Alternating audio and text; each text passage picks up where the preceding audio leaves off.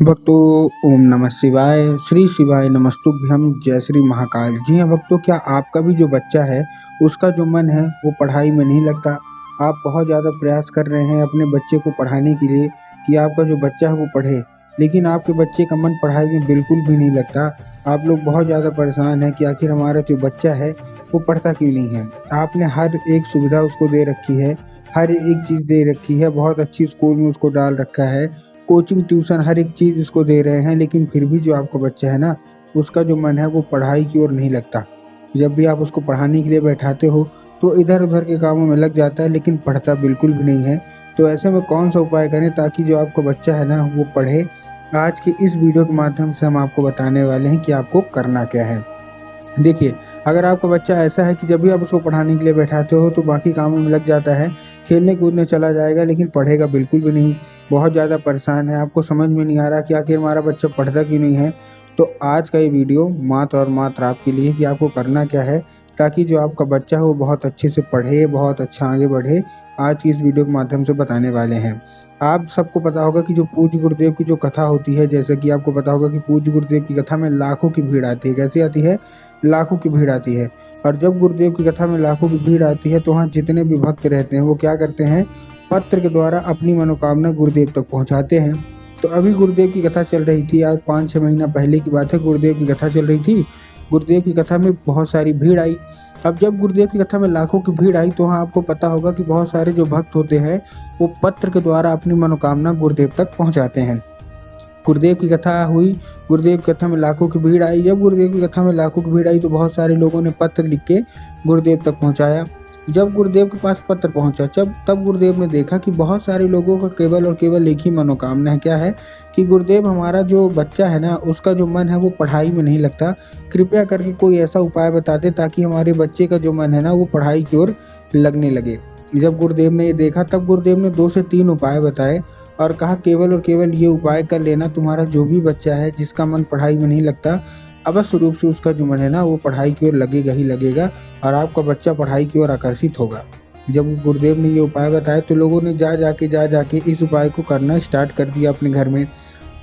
और आप विश्वास नहीं मानोगे, मात्र 1 से 1.5 महीने के बाद वही लोग गुरुदेव की कथा में वापस आए जिन्होंने उपाय किया था।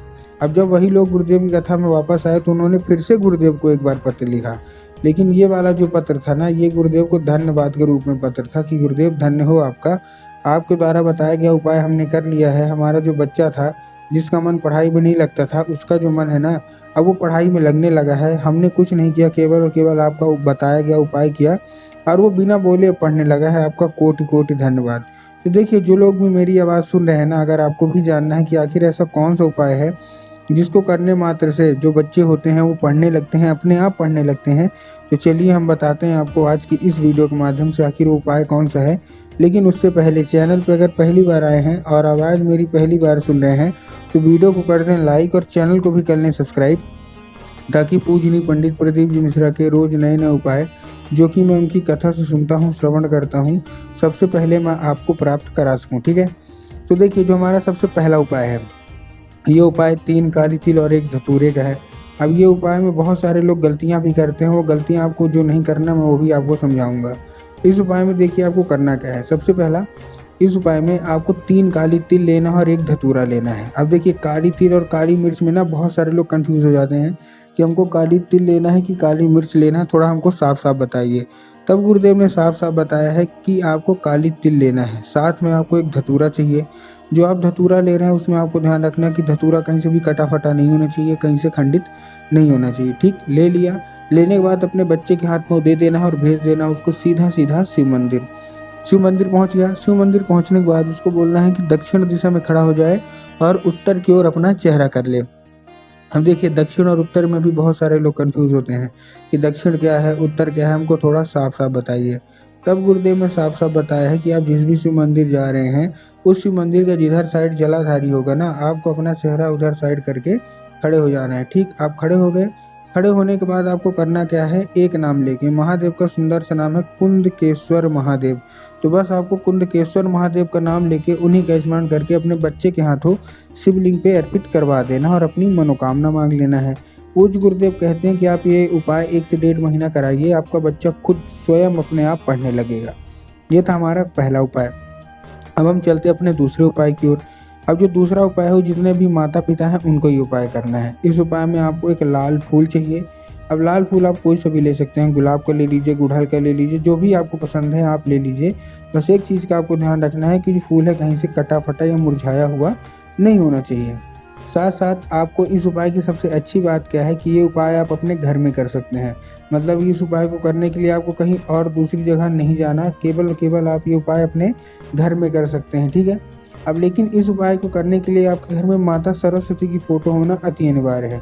अगर आपके घर में माता सरस्वती की फ़ोटो है तब तो अच्छी बात है, लेकिन अगर आपके घर में माता सरस्वती की फ़ोटो नहीं है तब आपको बाज़ार जाना है, माता सरस्वती की फ़ोटो लानी है और अपने घर में उनको स्थापित करना है, मतलब स्थान देना है, ठीक है। दे दिया।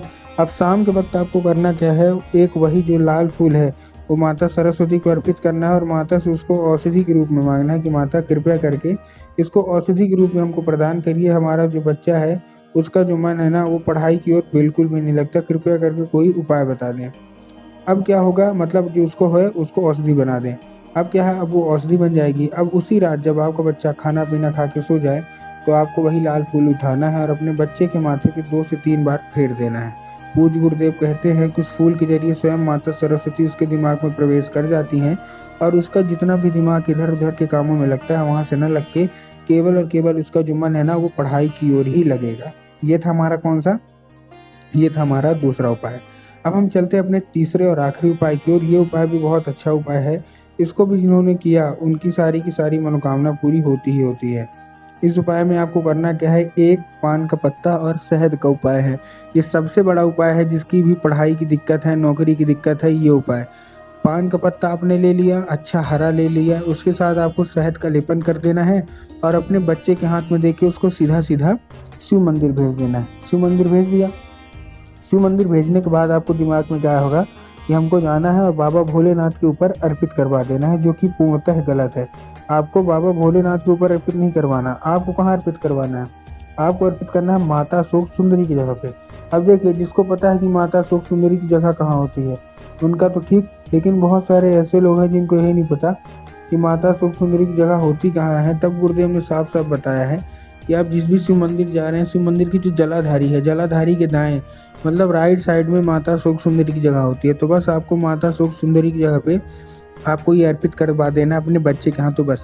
पूज्य गुरुदेव कहते हैं मात्र 1 से 1.5 महीना ये करवा के देखिए, आपका जो बच्चा है जिसका मन पढ़ाई में नहीं लगता, अवश्य रूप से उसका जो मन है ना वो पढ़ाई की ओर लगेगा ही लगेगा और उसका जितना भी मन इधर उधर के कामों में भटकता है वहाँ से ना भटक के केवल और केवल पढ़ाई की ओर लगेगा।